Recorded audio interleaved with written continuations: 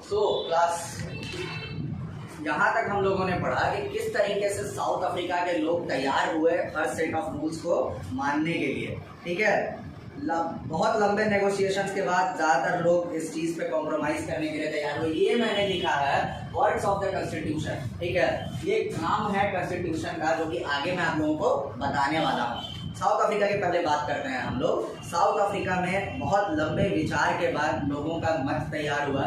लोग तैयार हुए एक दूसरे की बात मानने के लिए। ठीक है, दोनों पार्टी एक दूसरे से कॉम्प्रोमाइज़ तैयार हुई।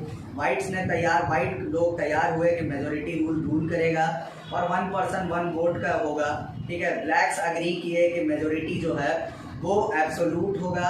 एब्सोल्यूट का मतलब होता है कि किसी भी तरीके से आप किसी दूसरे पे आप गलत तरीके से आप उन पे थोपेंगे नहीं अपने इस ताकत को, आप किसी भी तरीके से। They agreed that majority would not take away the property of the white minority. जैसा कि हम लोगों ने जानते हैं कि वहाँ पर माइनॉरिटी लोगों ने बहुत सारे क्या कहते हैं उसको, उन लोगों ने बहुत सारे प्रॉपर्टीज़ क्रिएट किए थे। तो मेजोरिटी वो लोग इस तरीके से तैयार हुए कि हम लोग किसी भी तरीके से वाइट लोगों के प्रॉपर्टीज़ पर हम लोग हक नहीं मानेंगे। इन लोगों के बीच में जो ट्रस्ट, जो विचार जो था, सबसे बड़ी बात ये थी, इन लोगों के बीच में बहुत सारे डिफरेंसेस थे। तो इस लोगों के बीच के विचार को किस तरीके से विश्वास को बनाए रखा जाए, इस विश्वास को बनाए रखने के लिए सेट ऑफ लिखे हुए रूल्स लिखना बहुत ज़रूरी था। ठीक है, और इन लिखे हुए रूल्स जो इन दोनों के बीच में विश्वास बना सकें, यही तरीका था कि एक लिखे हुए सेट ऑफ रिटन रूल्स रहें, ताकि देश के अंदर इन लोगों के बीच में किसी भी तरह का कोई बाद में कोई विचार विमर्श, कोई किसी तरह का कोई विवाद ना हो। ठीक है, the only way to build and maintain trust in such a situation is to write down some rules of the game that everyone should avoid by. इस पूरा का पूरा सिचुएशन को संभालने का एक ही तरीका था कि जो रूल्स, जो लोग जो तैयार हो रहे थे एक दूसरे पे, देखो सबसे बड़ी बात यह थी कि लोग तैयार तो हो रहे थे बात मानने का, लेकिन अगर बाद में अगर कोई लोग अगर है, मान लीजिए, ठीक है, अगर वो कह दें कि नहीं, इन लोगों ने हमारे बाप दादा या परदादाओं पे इन लोगों ने किसी भी तरह का डिस्क्रिमिनेशन किया था, तो उस डिस्क्रिमिनेशन को हम लोग नहीं मानेंगे। ठीक है, हम लोग भी डिस्क्रिमिनेशन करेंगे। तो इस तरीके से देश के अंदर जो है वो उन रूल्स जो है वो रखे रह जाएंगे। तो उन रूल्स को मनवाने का एक ही तरीका है कि आप देश के अंदर कुछ सेट ऑफ रिटन रूल्स रहें। ठीक है, वही किया गया और ये बाद में भविष्य में काम आएगा। ये रूल्स जो है, कैसे रूलर्स जो है वो अपने भविष्य में अपने नेताओं को चुनेंगे। ठीक है, और ये नेता जो है वो इलेक्टेड गवर्नमेंट कैसे होगी और वो क्या क्या चीज़ें कर सकती हैं। ठीक है, और ये रूल्स जो है ये भी डिसाइड करेंगे कि कानून के अंतर्गत लोगों के, नागरिकों के क्या क्या राइट्स होंगे देश के अंदर। ठीक है, this rules will work only if the winner can not change very easily. और ये रूल्स ऐसे भी वर्क करेंगे जब जो जीतने वाली पार्टी होगी ये इन रूल्स को बहुत आसानी से बदल ना सके। ठीक है, this is what the South Africans did, और यही साउथ अफ्रीकन्स ने किया। They agreed on some basic rules. इन्होंने कुछ बेसिक रूल्स पे ये लोग अग्री किए कि हम लोग कुछ बेसिक रूल्स बनाएंगे। They also agreed that this rules will be supreme, that no government will be able to ignore this. और ये लोग इस बात पे भी तैयार हुए कि ये जो रूल्स होंगे ये सबसे ऊपर होंगे और कोई भी गवर्नमेंट इन रूल्स को नहीं बदल सकती है। ठीक है, the set of basic rules is called a constitution. और यही सेट ऑफ बेसिक रूल्स, जिन रूल्स की हम लोग बात कर रहे हैं, इन्हीं को हम लोग कॉन्स्टिट्यूशन कहते हैं। Constitution making is not unique in south Africa. ये कोई अलग नहीं था कॉन्स्टिट्यूशन बनाने का तरीका साउथ अफ्रीका में। हर कंट्री, लगभग दुनिया में हर कंट्री, वहाँ पे अलग अलग तरह के अलग अलग कम्युनिटी के लोग होते हैं। हम इंडिया की बात करें तो यहाँ भी अलग अलग भिन्न प्रकार के लोग हैं। ठीक है, देश के अंदर हमारे यहाँ हिंदू मुस्लिम जात पात अलग अलग, तो अलग अलग लोगों के इतने डाइवर्सिफिकेशन होने के बाद लोगों के बीच का विश्वास बनाए रखना बेहद ज़रूरी है। और ये विश्वास लोगों के बीच में बनाता है सिर्फ और सिर्फ एक ही चीज़, और वो है कॉन्स्टिट्यूशन। ठीक है, साउथ अफ्रीका में भी या फिर पूरी दुनिया में भी लोगों के बीच में विचार में डिफरेंसेस हो सकते हैं। ठीक है, लोगों के पसंद में डिफरेंसेस हो सकते हैं। ठीक है, वेदर डेमोक्रेटिक और not, most countries in the world need to have this basic rules. ठीक है। कंट्री में, दुनिया की कोई भी कंट्री अगर वो डेमोक्रेटिक हो ना हो, लेकिन कुछ बेसिक रूल्स के साथ होना बहुत ज़रूरी है।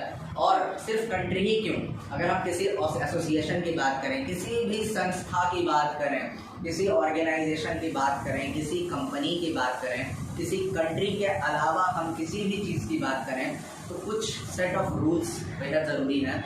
और ये सेट ऑफ रूल्स जो हैं, ये सेट ऑफ रूल्स इसलिए भी ज़रूरी है क्योंकि वो किसी भी संस्था, किसी भी ऑर्गेनाइजेशन, किसी भी कंट्री, किसी भी स्टेट को स्मूथली अच्छे से रन कर सके, अच्छे से चल सके वो कंट्री, वो संस्था।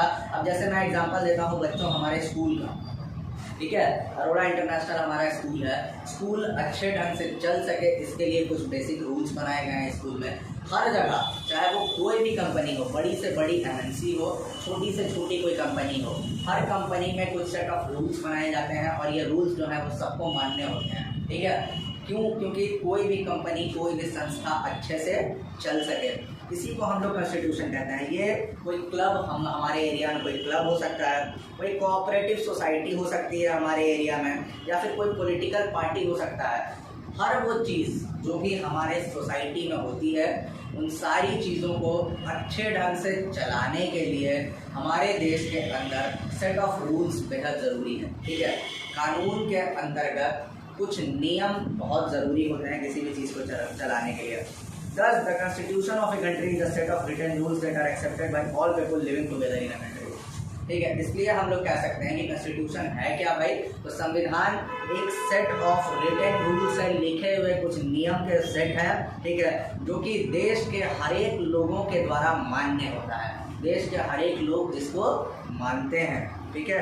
Constitution is the supreme law that determines the relationship between people living in the territory and the relationship between the government। Constitution क्या है भाई?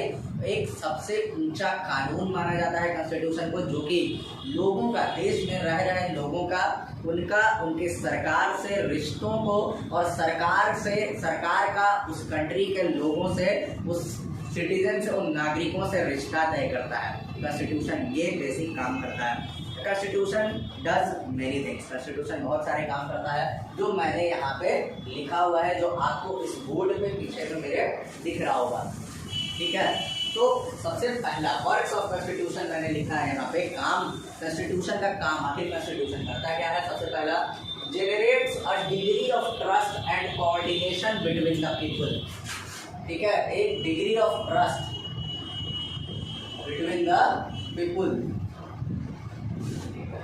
क्रिएट करता है, एक बनाता है, एक विश्वास की पूंजी। सबसे पहला पॉइंट यही है हमारा कि विश्वास क्रिएट करता है कॉन्स्टिट्यूशन, लोगों के बीच में एक दूसरे पे विश्वास कर सकें, ये क्रिएट करता है। एंड कोऑर्डिनेशन, एक दूसरे की मदद करके एक अच्छी सोसाइटी में एक दूसरे का हेल्प करने के साथ हम लोग एक विश्वास का, देखो सबसे बड़ी बात यह है कि विश्वास क्रिएट करना किसी भी सोसाइटी में बहुत ज़रूरी है, जो हम लोग इतनी देर से साउथ अफ्रीका के कॉन्स्टिट्यूशन में देख रहे थे, ठीक है। सबसे पहला काम यही है कि एक विश्वास क्रिएट करता है और कोऑर्डिनेशन क्रिएट करता है, एक दूसरे की मदद करते हैं लोग, और मदद करके लोग आपस में एक अच्छा सोसाइटी क्रिएट करते हैं। दूसरा जो काम है कॉन्स्टिट्यूशन का, जो कि सबसे इम्पोर्टेंट, बहुत इम्पोर्टेंट है, it specifies how and who will have power to take decisions. वो ये बताता है कि वो कौन होगा और वो जो होगा वो कैसे बनेगा, वो कौन होगा जो सारे डिसीजंस लेगा हमारे लिए, ठीक है। जो भी डिसीजंस लेने होंगे हमारे अच्छे के लिए, हमारे बुरे के लिए, वो कौन होगा जो हमारे लिए डिसीजंस लेगा, और वो जो डिसीजन लेगा वो कैसे बनेगा, ठीक है। एक पूरा का पूरा सिस्टम, वो सारी चीज़ें कहाँ लिखी होती हैं? तो हमारे संविधान में, हमारे कॉन्स्टिट्यूशन में वो सारी चीज़ें लिखी होती हैं। तीसरा जो कि बहुत इंपॉर्टेंट है, तीसरा भी, it lays down limits to power of the government and tells the rights of the citizens, ठीक है। अब गवर्नमेंट के हाथ में, जो सरकार जो चुन के आई है, जिसकी अभी हम लोग जस्ट दूसरे पॉइंट में बात कर रहे थे, जो डिसीजन लेगी, अगर उसके हाथ में ताकत अगर आ गई और असीमित ताकत आ गई, जो चाहे वो कर सके वो, तो भी वो गलत है। तो वो लिमिट, कंट्रोल लगाती है ताकत पे गवर्नमेंट के, और ये भी बताती है हमें, tales the rights of the citizens, हम नागरिकों के क्या क्या राइट्स हैं ठीक है, हमारे क्या क्या हक है ये भी हमें कॉन्स्टिट्यूशन ही बताती है, जो कि तीसरा पॉइंट में लिखा हुआ है।